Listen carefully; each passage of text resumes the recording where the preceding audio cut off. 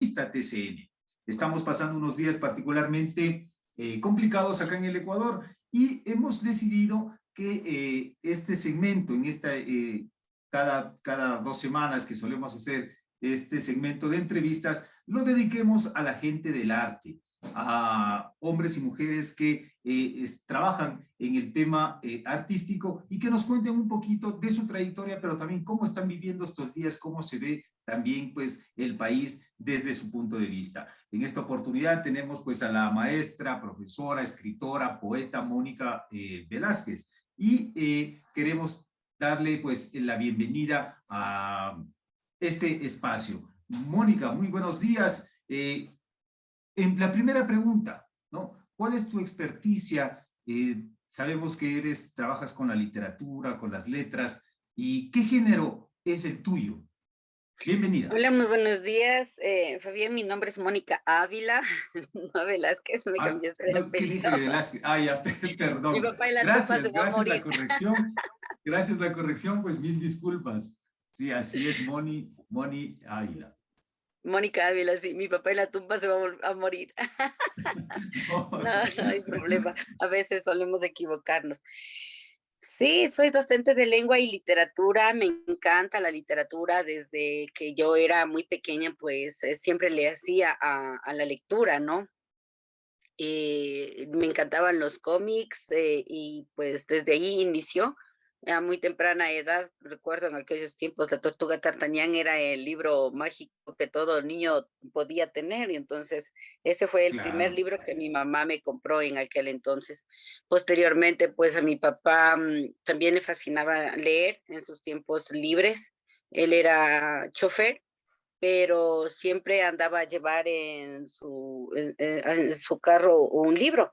Y cuando tenía tiempo libre lo leía, y entonces él tenía la costumbre de venir comprando los bestsellers que salían con el periódico El Comercio en aquel entonces, y compraba algunas colecciones. Entonces yo tenía libros a elegir, ¿no? Una pequeña biblioteca en familiar, pero tenía libros a elegir, ponerme a leer, y pues eso era fascinante. Y empezó de esa manera mi adicción, digamos así, por leer en aquel entonces. Yo ya leía Perfecto. El Tiburón uno, el Tiburón 2, Lo que el viento se la llevó, de Mario Vargas Llosa, algunos libros, En La dónde Casa hiciste Verde y todo eso. tus primeros estudios, Moni? ¿En dónde los hiciste? Mis estudios primarios en la escuela Eugenia Mera de aquel entonces. Y luego ya pues pasé al Colegio Nacional de Señoritas Ambato, que hace Ah, poco ya. cumplieron los 75 años, y pues fui Sí. invitada igual a rendirle un homenaje al árbol de corcho. Ujú. Perfecto, ya vamos a hablar de ese tema. ¿Y en la escuela o en tu casa tú tenías la práctica de la lectura, además de estar en esta convivencia con los libros por tu madre, por tu padre, una lectura acompañada tal vez, o solo era una iniciativa, un llamamiento a leer, o también hubo prácticas, me refiero a metodologías, como por ejemplo un libro leído, se sentaban tus padres a leer contigo, o ellos leían, tú escuchabas, o te hacían leer, o pasaba eso en la No, no, escuela. no, por lo general era la colaboración en la casa con los padres que siempre había, ¿no? Había esas reglas. Hasta cierta hora haces los deberes, luego pues te sientas o me ayudas en la casa a hacer alguna actividad que estemos realizando, y pues el momentito que tenía libre yo me sentaba como yo vivía en el segundo piso de una casa de arriendo, entonces las gradas eran externas. A mí me encantaba sentarme en el hall de las gradas y ponerme ahí a leer. Entonces había momentos en que me reía, momentos en que lloraba, y me gustaba leer en voz alta. Y mi mamá decía: ¿por qué lloras? Es que está triste. Y ahora, ¿por qué te ríes? Porque acto seguido más abajo ya me hacía reír, ¿no? Decía: oye, todo eso te provoca la lectura. Y yo decía: sí, mami, es que eres hermosa. Y luego me ponía a contarle qué era lo que había sucedido, a veces en la lectura, a veces no, me pasaba solo llorando porque me encantan sobre todo las obras románticas. María, yo ya leí como a los 10 años, entonces yo ya me pasaba llorando. El Ruiseñor y la Rosa también era otro de los libros que ya había leído, esos cuentos mágicos. Y yo pues Claro, encantada con la lectura. Ajá. claro. Y eso también te hacía un tanto expresiva en tus actividades escolares. Eras de esas de esas niñas en la escuela que participan, que son sociables, o más bien eras introvertida? Sí, por el contrario, era de las personas que no denotaba lo que me gustaba hacer y tampoco es como que había tanto como para leer, ¿no? En la escuela, sino simplemente la clase, a veces el raciocinio sobre el tema de historia, que era lo que más me encantaba, el tema de la historia. Entonces, y no lo hacía. Más bien en el colegio, ya en primero de bachillerato, ahí sí, ya fue donde empecé con las declamaciones, cuando nos enviaban el licenciado pues a leer. Y en segundo ya fue más mi afición ya por la literatura, en segundo de bachillerato. Ya Ah, tenía para ese momento 17. tú ya le tenías claro de que era ya una actividad particular que te movía, que te apasionaba, que dedicaba un poco, mucho más de tu tiempo y también de tu atención. Ya para ese momento ya estabas un poco ya definiéndote. Sí, sí, ya para aquel entonces sí, porque obviamente a los 15 años tuve mi primer enamorado. Entonces Ah, ya empecé a escribir versitos, de amor, cosas pequeñitas, ¿no? Pero la profesora de primero de bachillerato era como que no le tomaba en cuenta. Y no era tan enamorada de la literatura, pero el profesor de segundo de bachillerato, yo era con la mano así, mirándole por la tarima pasar de lado a lado. Y no era que estaba enamorada del profesor de lengua y literatura, sino de su manera de contar la literatura, de manera de contar los contextos de las diferentes obras en los que se fueron desarrollando estas. se puede Cuando decir que hablaba de poesía, como él también a veces declamaba. Entonces yo era, oh my God, o sea, esa es mi palabra clave, ¿no? Oh my God, cuando algo me encanta es, oh my God, sí. ya nos imaginamos.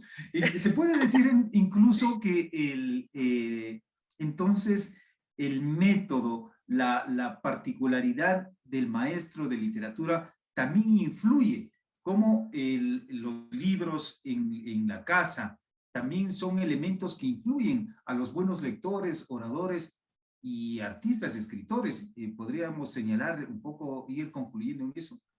Así es, por ejemplo, de la manera como el profesor da esa partecita, ¿no? Encaja en la vida de los estudiantes. Y yo, pues a mí me llamó de esa manera y empecé a escribir y como que tuve un poquito más de confianza para decirle, hey, profe, ¿me puede dar revisando estos versos? Entonces el profe revisó mis primeros textos y me dijo, oh, Mónica, muy buenas ideas, pero puedes seguirlas cultivando mientras vayas escribiendo, vayas cultivándolas, vas a ir mejorando en el camino.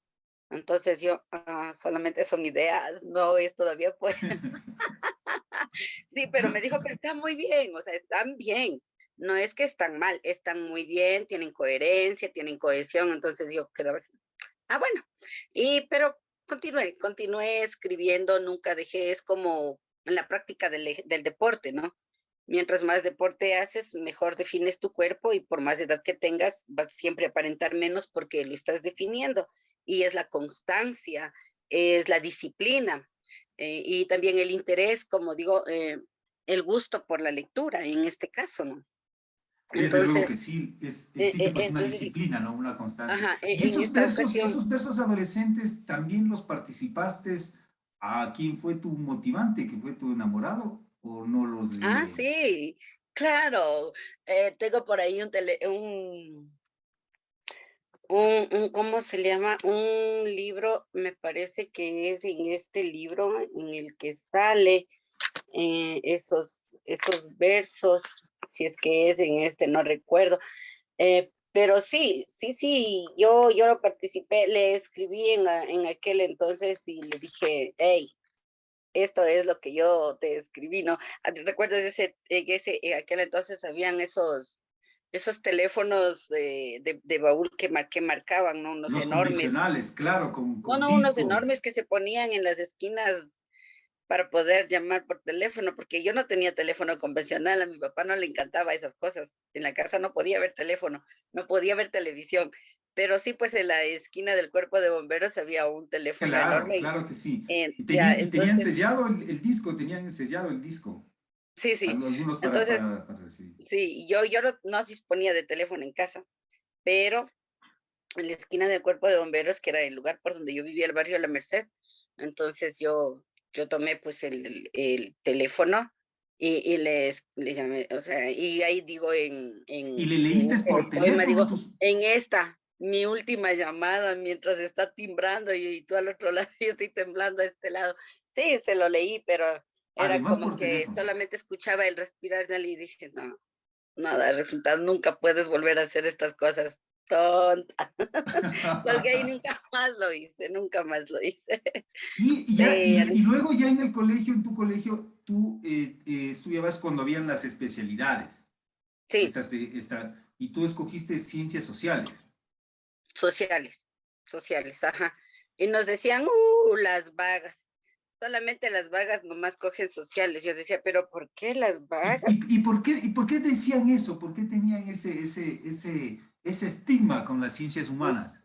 Porque supuestamente las compañeras que estudian química, que estudiaban física, en aquel entonces eran las más cabeza, las más cráneo, ¿no?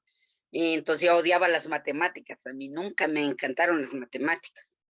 Yo decía, qué dificultad, y tenía un enamorado que venía a enseñarme matemáticas, y bueno, yo sí lo quería mucho, y ahora mirándole a él, pero las matemáticas nada. Entraba por aquí, salía por acá. Nunca me gustaron las matemáticas, nunca. Tú has ido desarrollando como maestra, como profesional después. ¿Por qué suele suceder esto? Esto que a los jóvenes, los adolescentes que tienen mayor propensión a las ciencias sociales y humanas, no son muy, no tienen, no desarrollan una experticia en las ciencias exactas, o a la inversa, ¿no? A la inversa, hay algunos adolescentes que son muy buenos en manejo de fórmulas, en física, en química, y se les complica el debate, un debate alrededor de una categoría filosófica, por ejemplo. Y yo pienso que a Por qué veces es podemos, por qué será eso? yo pienso que a veces es la metodología, ¿no? Uno cuando está en el aula tiene que a veces dejar ciertos esquemas y empezar a trabajar con los chicos para lograr potencializar esas curiosidades que ellos tienen. A veces es el temor de hablar frente a los demás lo que no les permite a ellos practicar en la oratoria, ¿no? Entonces, no sé si en alguna ocasión has mirado mis estados. Yo soy de las profesoras que digo, no, o sea, y puse un estado en alguna ocasión, no quiero que me pongan ese tornillo que por ahí anda suelto, porque yo prefiero es buscar en mis estudiantes, descubrir en ellos esas potencialidades. Algunos son muy buenos para la física, para la matemática, pero algo debe tener pues de creatividad para poder desarrollar las cosas, para hacer manualidades, y entonces les voy robando ideas en lo que vamos escribiendo y digo, pero mira, está muy bonito, te parece? Le ponemos esto aquí, le cambiamos acá, mírale la ortografía aquí, y entonces acompáñale con una imagen, entonces a veces viene con desgano, ¿le parece bien esta? Digo, sí, muy bien, oye, cómo hiciste? ¿De dónde buscaste? No, tenía en la casa. Digo, mira que si puedes, ¿no? Entonces, igual para poder hablar ya han roto ellos también esa barrera en esto, en este tiempo que tuve la oportunidad de estar en la presencialidad con mis estudiantes, anhelaba ese momento de poder estar en contacto con ellos para que desaprendan todo lo que aprendieron durante la pandemia, la pereza, dejar las cosas todo para el final. Entonces fue un volver a aprender a hacer muchas cosas, pero tuve que salirme un poco de prácticamente la planificación que estaba, el proyecto que me dictaba. Entonces, como sí te da un poquito de flexibilidad la planificación, entonces mientras íbamos haciendo la planificación, yo ya iba pensando qué le voy a hacer trabajar al estudiante y cómo le voy a Perfecto, hacer trabajar. Entonces, tengo un perfecto. compañero igual en el colegio que es cómplice, ¿no? De mis locuras. Él tiene la feria de emprendimiento, él da emprendimiento y gestión. Entonces dice, ¿quieres un stand? Digo, chévere, yo quiero un stand porque puedo hacer un emprendimiento con la cultura. Y de hecho, con los Perfecto. estudiantes realizamos poesía, realizamos pequeños adornos, realizamos muchísimas cosas y eso lo pusimos precisamente para la feria de emprendimiento y regalamos frases que estaban escondidas con chocolates y todo. Entonces mis compañeros dijeron, genial, Moni, o sea, qué bonito, ¿no? Que usted tenga eso e iban leyendo Claro, y las frases era como que también les llegaban porque decía, hoy es el mejor día de tu vida, sonríe a pesar de la adversidad. Entonces me quedaban perfecto. mirando, así, ¿cómo sabía usted? Y le regalábamos el chocolate. Entonces, esas son esas maneras de poderles sacar a la persona una sonrisa. No sabemos a veces con qué les está pasando, pero si Así podemos es. hacer esto con una frase de amor, qué mejor. Así es por ello que en estos días, en estas épocas difíciles, siempre es importante hablar del tema del arte, porque el arte siempre va a estar ahí, siempre va a ser la alternativa para el ser humano. Regresando un poco a tu proceso, estás ya tú en el ciclo diversificado superior de tu secundaria, ya has escogido tu especialidad y cuéntanos un poquito cuáles son tus lecturas ahí, cómo vas avanzando en el tema de tu escritura y cómo vas definiendo ese perfil hacia la creación literaria. Bien, en el colegio, pues, ya me caracterizaba en algún momento por declamar y por el gusto de leer que decía. Entonces, el profesor en aquel entonces nos envió a leer a Dolores Ventimilla de Galindo. Ay, Claro, leerle a Dolores, sí que fue Dolores. Lloraba incansablemente. Y yo por ahí tengo un poema que le escribí a ella en alguno de esos, de mis poemas. Le digo, pobre avecilla, ¿cómo es que ella vivió tan encajada en ese mundo tan convulsionado, machista, cerrado, en donde a la pobre le trataron pero de todo y no podía tener un amigo? Y eso les cuento a mis estudiantes. Imagínense si antes era así. Ahora, ¿cómo les dijeran a ustedes en aquel entonces cómo vivíamos? Era terrible. Entonces, declamarle el poema de Dolores de Ventimiglia fue que ingresó mucho, mucho acá. Y siempre me gusta hacer es ese análisis, como a sus 18 años tembló como una hojita en el árbol porque le vio a su primer enamorado y te das cuenta que a ti te pasa lo mismo, ¿no? Las maripositas te tiembla el esqueleto único de pies a cabeza y no sabes qué hacer, vacilas como la hoja en el árbol. Entonces me encantaba.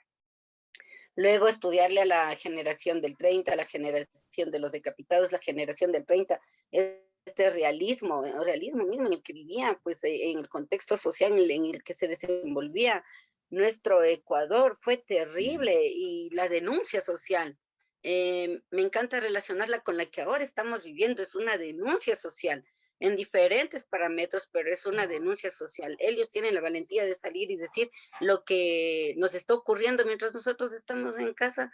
Ah, bueno, sí, nos ocurre, no importa, estiramos, estiramos, estiramos, pero va a haber un momento en el que ya no vamos a poder seguir estirando nuestra economía porque ya no va a alcanzar, no es elástica y también vamos a convulsionar, vamos a salir, vamos a decir, sí, cierto ha sido, o sea, los de Poncho nos estaban dando peleando al inicio, pero nosotros a veces como que somos medios cobardes y dejamos que solamente ellos salgan por ahí. Ajá. Así es, el factor económico es determinante en el desarrollo de las sociedades, pero siempre también a través de la historia, no solo la historia, ha ido recogiendo lo que va pasando en los tiempos, sino también el arte y sobre todo la literatura, la pintura, la escultura, ¿no? La escuela de Quito, luego precisamente Ah, sí, es que sí es, o sea, el artista qué es lo plasma en que, sus letras, perdón, el artista, por ejemplo, el poeta plasma en sus letras, el artista plástico plasma en sus pinturas, el cantante, músico, pues plasma también en sus letras, en sus tonalidades, los todo lo que está poetas sucediendo. los poetas en ciernes en este momento, los escritores tal vez del futuro, ¿cómo, qué metáfora, cómo le trasladarán esa información de este junio del 2022, por ejemplo, a las generaciones futuras? ¿Cómo ver desde la poesía, desde la literatura estos días, estas jornadas? Bueno, yo tengo un poema que escribí titulado Llora mi país, no sé si me permites tal vez leerlo. Desde luego, claro que sí, por Ya, favor. entonces en este poema yo trato es de enmarcar al Ecuador, lo que está sucediendo, sin tal vez ni irme ni al uno ni al otro, sino tratar de decir esa realidad. Espero no equivocarme y espero que en algún momento en la historia, bueno, yo compartí con Face y ha sido muchas veces compartido, entonces de personas que ni siquiera me he esperado, entonces sé que estoy llegando. ¿Sí? Y yo Claro que estoy sí, igual denunciando esta realidad que nosotros estamos viviendo. Si me permites, llora mi país. por favor. Llora mi país, llora el Ecuador.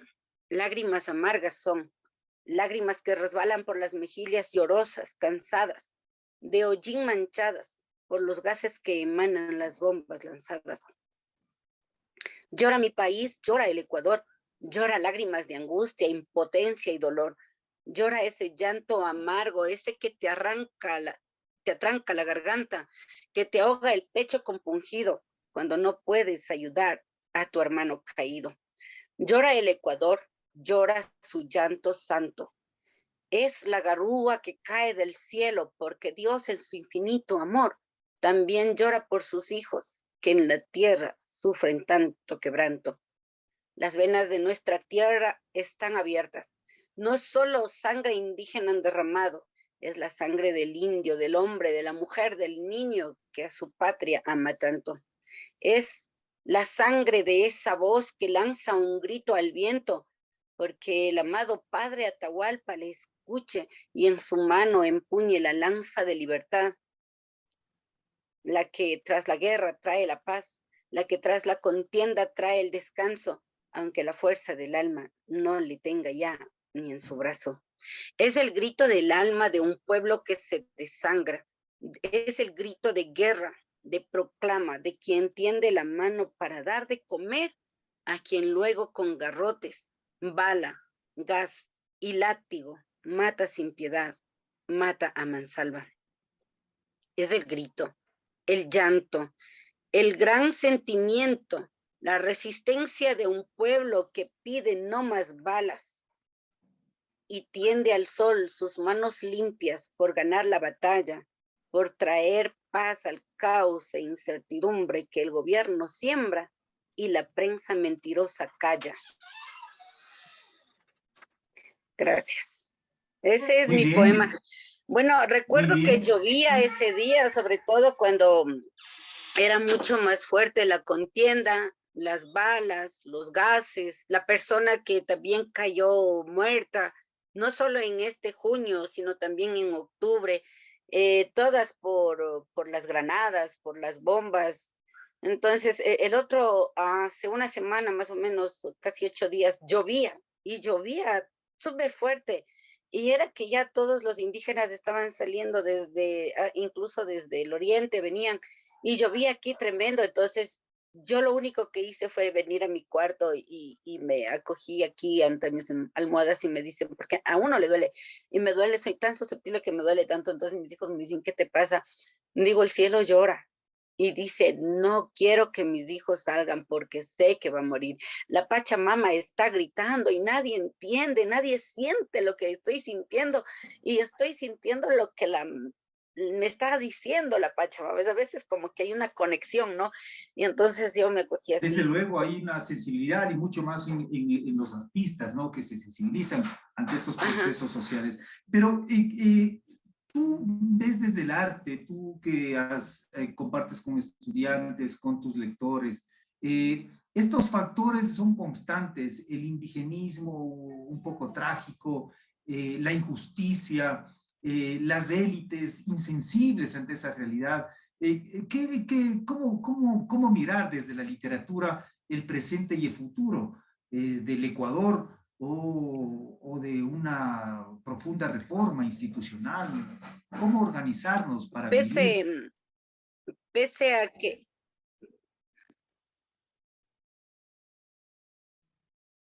Pese a que nosotros tenemos en nuestra constitución que debemos respetar todas las etnias y porque y reconocemos que el Ecuador es un país pluricultural, multiétnico, ¿no es cierto? Nos damos cuenta ahora mismo, creo que hasta con el cambio de gobierno, que hay un racismo marcado todavía, que solamente es como que tuvo como que un momento de pausa, un stand-by, pero que ahora ya hay ese racismo marcado. Y se puede denotar en el momento, incluso hasta cómo sale el insulto y el vejamen a la persona que está afuera luchando frente a las balas, frente a las bombas, y por tratar de equilibrar la economía. Muchos dicen, pero si ya les rebajaron 10 centavos, ¿y qué más quieren? A la larga, mira cuánto le están rebajando. Esos 10 centavos no significan mucho para todo lo que nos subieron. ¿Cuántas veces la gasolina? El pan subió, el aceite subió. Si vas al supermercado, en el supermercado no encuentras absolutamente nada. No sé si también hay un complot entre todos los grandes que expenden en los supermercados y también se acaparan las cosas para tratar después de sacarlas y promocionarlas al público y decirles que por cuestiones de paro ya no hubo y entonces sobre elevar los precios de la canasta familiar. ¿Qué he dicho a los estudiantes? La mejor arma es el estudio, chicos. La mejor arma es el estudio. Si usted no estudia, no está preparado para el futuro. Si usted no estudia historia, va a volver usted a repetir las mismas cosas, los mismos momentos, pero que se hicieron antes, pero ya en el presente y en el futuro. A mí me encanta relacionar las obras literarias con el contexto histórico social que se vivió. A ver, vamos a leer esta obra, pero ¿qué sucedió al escribir esta obra en tal país y en tal época y en tal cosa? Y voy relacionando y de esa manera que los chicos vayan aprendiendo un poco de historia. Y no solamente que me den el resumen de la obra y listo. No, no pasa de ahí. A mí me encanta que los chicos aprendan el contexto histórico, político, social. Por ejemplo, si estudiamos a Ana Frank, ¿qué pasó en el Ecuador cuando estudiamos a Ana Frank? ¿Qué hechos curiosos se dieron en este país cuando ya estaban pues en la Segunda Guerra Mundial? Y entonces un chico decía, oh, licenciada, mire aquí en el país nosotros hemos estado construyendo la carretera Ambato Baños Puyo y con algunas personas que todavía eran, ¿cómo se llama esto? Que eran campesinos y a pico y pala. Ah, mira, y mientras allá como ya se estaban matando con bombas y nosotros todavía en qué tiempo de la historia vivíamos con pico, con pala y veíamos a los burritos porque teníamos fotografías de eso. Es tratar de investigar también para que los chicos traten de entender y no nos quedemos Desde luego. nosotros en stand-by, sino que continuemos. Les digo, si tanto nos dicen que los productos han subido, los insumos agrícolas han subido de costo y por esto de la guerra, y ustedes están estudiando en un colegio de agricultura, ¿por qué no se capacitan más? ¿Por qué no investigan más en el Internet? Hacen uso de lo que nosotros ahora tenemos, estas herramientas tecnológicas que nos pueden llevar hacia el futuro y preparan ustedes estos elementos químicos que podemos tener y dejamos de comprar a otros países y nosotros tenemos mucho más cerca O- para Desde el luego. consumidor. Y a partir de los libros, de la lectura, pues se estimulan otras experticias como la investigación, ¿no? Sobre el papel de la Casa de la Cultura, Moni, eh, hubo una disputa, un tira y jala entre el gobierno y los manifestantes. La Casa de la Cultura también está vigente, han generado políticas públicas para el arte. Es verdad esa casi idealización también que se le quiere poner a la Casa de la Cultura, o podemos ser más objetivos y también un tanto críticos sobre todo esto. ¿Cómo viviste? ¿Cuál es tu reflexión de lo que sucedió hace una semana y media alrededor de esta institución? Me dolió mucho lo que sucedió con la Casa de la Cultura. Está de luto la Casa de la Cultura. No puede el gobierno ir a decir que estamos guardando bombas. Bueno, los poetas sí tenemos bombas, tenemos armas, pero nuestras armas son las letras. Nuestras bombas, la más grande es el amor. Podemos cambiar todo eso. Pero ¿cómo puede decirnos que está ahí guardándose eso para tratar de atacar al pueblo? Una mentira totalmente grande. Están luchando los compañeros afuera porque se nos escuche, porque se deje en libertad la Casa de la Cultura y resulta que vienen otros. pacifistas, pacifistas. Y en lugar de pasar por otro lado, se supone que si estoy haciendo una lucha por la paz, una marcha por la paz, y veo que está un grupo de gente aglomerado en la Casa de la Cultura, también poniendo su voz de protesta, yo debería ser hasta más inteligente, ¿no? Como grupo contrario, digamos así. Y si hay tantas calles para poder llegar a un mismo lugar, ¿por qué no tomo la calle de la izquierda? Subo un poquito por la Mera, me parece, por la Montalvo, me voy hacia la Sucre y me dirijo hasta la gobernación, hacia mi destino, hacia donde quiero llegar. ¿Por qué tengo que provocar a la otra gente? ¿Por qué tengo que pasar dando golpes, imponiendo mi fuerza? La paz no se consigue a la fuerza, la paz se Esto, consigue a diálogo. esto que tú señalas, Moni, a propósito para nuestros seguidores, respecto de una marcha blanca que tuvo una escaramuza con algunos actores en la Casa de la Cultura en Ambato, en Tungurahua, ¿verdad? Claro, hay videos en los que las personas están tranquilas diciendo, o sea, no se va a dejar pasar, nosotros estamos aquí, también nuestro grito es de protesta, no queremos lo que está sucediendo, tienen que dejar en libertad lo que es la Casa de la Cultura, y entonces el otro grupo viene de frente y viene es a golpear, viene a mansalva, se puede mirar, claro, lo que incluso les hace botar a algunos productos que hay otras personas que también están expendiendo. Entonces, eso digo, ¿no? Si yo voy a protestar por la paz, me visto de blanco, obvio, debo ser mucho más inteligente que si miro que hay un obstáculo ahí, no voy a pasar por encima del obstáculo. Y sobre todo imponiendo mi idea.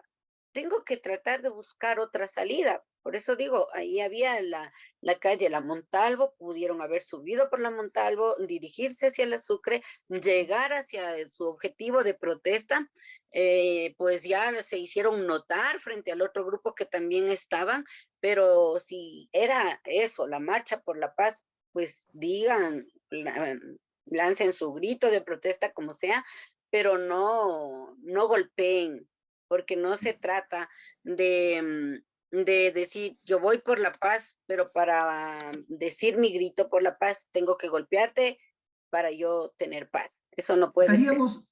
Estaremos tal vez presentes al inicio de una nueva fase de contradicciones en el Ecuador, en América Latina, en donde el arte también es criminalizado, es visto como una actividad no productiva, porque aquí se ha hecho muchas loas al trabajo y queremos trabajar, y un poco los artistas son también entre los intelectuales, entre los indígenas, son ese segmento para ellos de los que no trabajan, de los que no producen, de los que no cuantifican, de los que no suman dinero en el banco. Estaremos a las puertas de un nuevo tipo de contradicciones entre clases sociales, Mónica.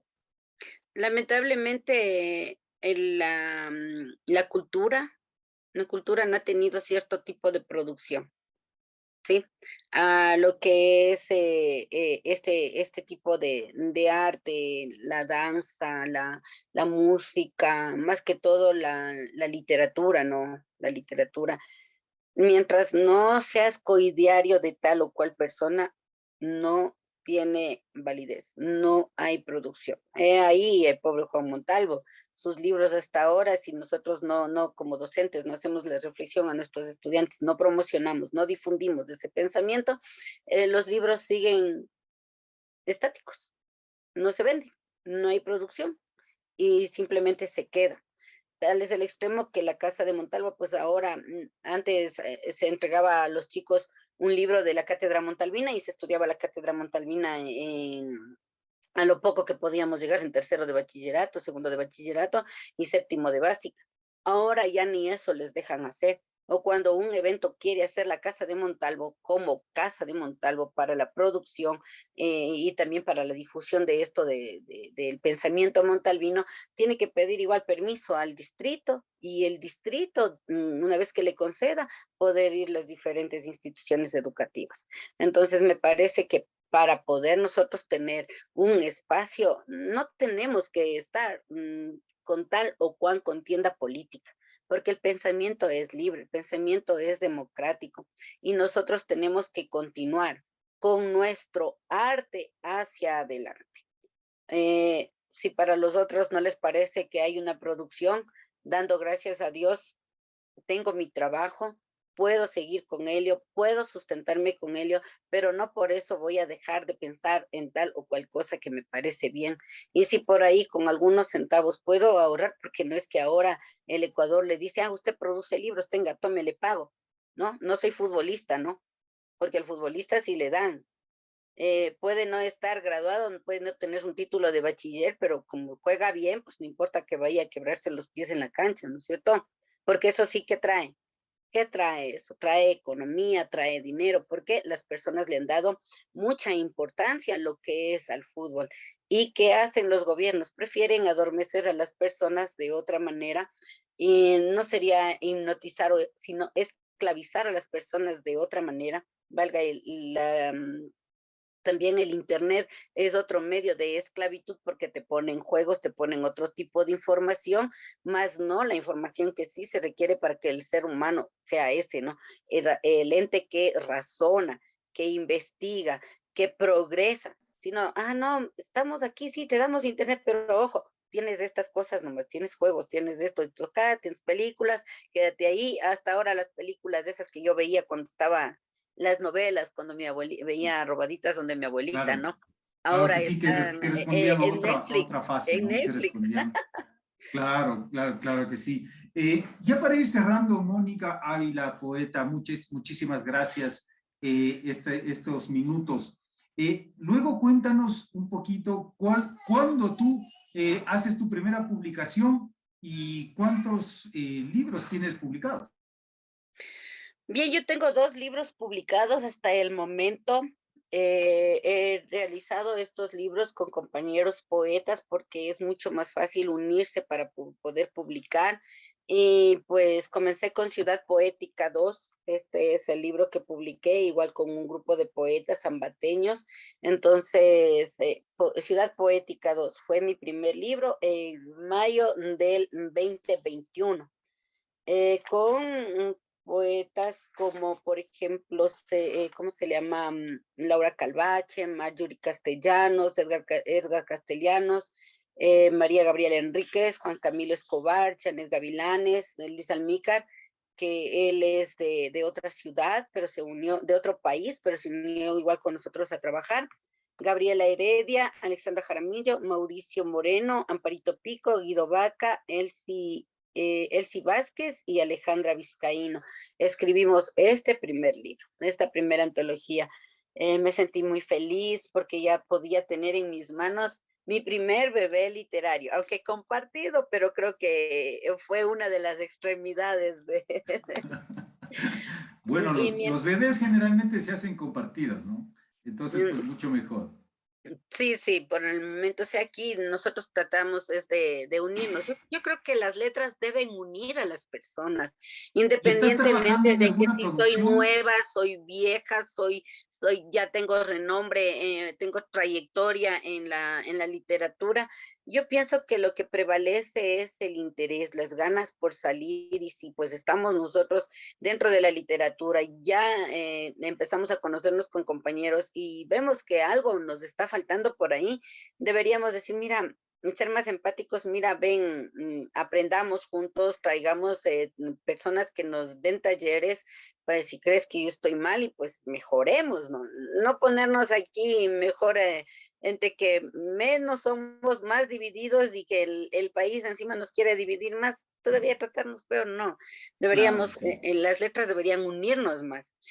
Es el Mónica, ¿y segundo estás libro. trabajando, en este momento estás trabajando en alguna otra producción? ¿Estás próxima a publicar algo? ¿O estás Sí, un sí, poco sí, como... por el momento lanzamos ya este libro, igual lanzamos como que tiempito después de poesía para, digo, de, ¿cómo se llama? De de Ciudad ciudad Poética. poética? Este lo lanzamos ya en julio del 2021, porque nosotros ya íbamos igual haciendo. Este nació después de una tertulia poética que nosotros tuvimos con un grupo de amigos. Dijimos, oigan, ¿y cuándo hacemos nuestro libro así como panas y todo eso? Y nos unimos, dijimos, ya, pues hagamos. Y tenemos a un amigo que siempre dices que la locura, a él le decimos pecho guambaleño, ¿no? Él es de Guambalón. Y dice, ¿cómo se va a llamar nuestro libro? Entonces, tanto que hablamos de locos, poesía para locos.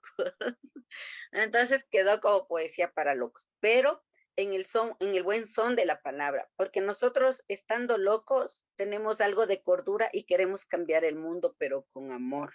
Que no sean las balas que te matan de la policía las que te cambien el mundo.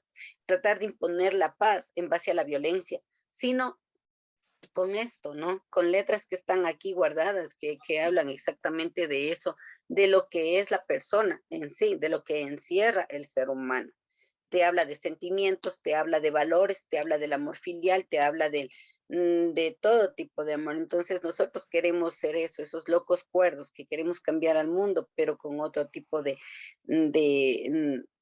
pensamiento, no como quieren decir, es que esos son locos, pero mírenles, o sea, vayan por ahí, que se vayan. No, no somos así. Y sí, estoy tratando ahora pues escribir mi otro libro, o sea, ya lo tengo, ya está todo, lo revisó un amigo que es de Perú, él es igual poeta, escritor de gran trayectoria, ya lo revisó todo, entonces ahorita estamos en la selección de poesía. Hacer un libro sola no es cuestión de coger, aquí tengo mis letras que las escribí hace tiempo y las publico, no. Me ha costado bastante, o sea, revisar de entre los poemas, esto tengo que cambiar aquí, esto tengo que cambiar acá, revísalo tú, lo revisó, ya está revisado Moni, ahora seleccionemos. Vamos a la selección de poemas. Entonces, ahora estamos en esa selección de poesía para que salga un libro que sea interesante, con poesía ya selecta y pues lista para el público. Igual hay que esperar tener, como Podríamos dicen, el diners para también, que poder es un tema fundamental con el que hacerlo. lucha constantemente el creador, el artista, ¿no? El tema del dinero. Y, pero tal vez en tu planificación podríamos contar los lectores con tu libro este año o tal vez se quedará para el próximo año. Si el tiempo me permite, todavía nosotros estamos en julio, ya estamos finalizando casi clases con mis estudiantes también. Voy a tener un poquito ya más de tiempo después de esta semana que ya son de supletorios, clases para supletorios y todo lo demás. Entonces yo pienso que este mes, obvio que ya no voy a terminar de revisar, ¿no? Pero el próximo mes yo voy a terminar de revisar, otra vez enviarle dichosa la tecnología porque yo puedo, ya no me toca viajar, sino solamente envío. Entonces, otra vez le envío, igual él me reenvía y yo creo que para este año, sí, yo creo que ya para este año ya tengo que dejar de estar durmiendo en los laureles. No, mentira. Trabajo mucho. Perfecto, Mónica Ávila, escritora. Una pregunta final, agradeciéndote nuevamente. Tú fuiste parte del Congreso de Gestión Cultural. ¿Qué mensaje le envías a todos esos congresistas que están pidiendo una segunda, perdón, ya sería la sexta edición del Congreso? ¿Qué crees que debe mejorarse, mantenerse y qué mensaje les darías? Finalmente, Mónica, por favor. Pues mi mensaje para el grupo de gestión cultural, pues sigan adelante, chicos. Es necesario que nosotros como artistas conozcamos otro tipo de charlas, ¿no? Que nos vienen muy a bien, cómo poder emprender, qué trabajos nomás hacer, cuáles son los nuevos proyectos, nuevas temáticas, hacia dónde nomás dirigirnos, porque la poesía también encaja y enlaza a lo que es el turismo. A mí me encanta hacer mucha poesía. Por ejemplo, si yo me voy al oriente, yo estoy haciendo poesía, me tomo fotografías por ahí porque yo soy la imagen de mi poesía, no es que tomo fotografías de las redes, entonces me tomo fotografías y me dicen, ¿y dónde es? Y qué bonito, cómo lo describes el lugar. Yo digo, es en Talado, entonces yo estoy haciendo poesía para esos sectores.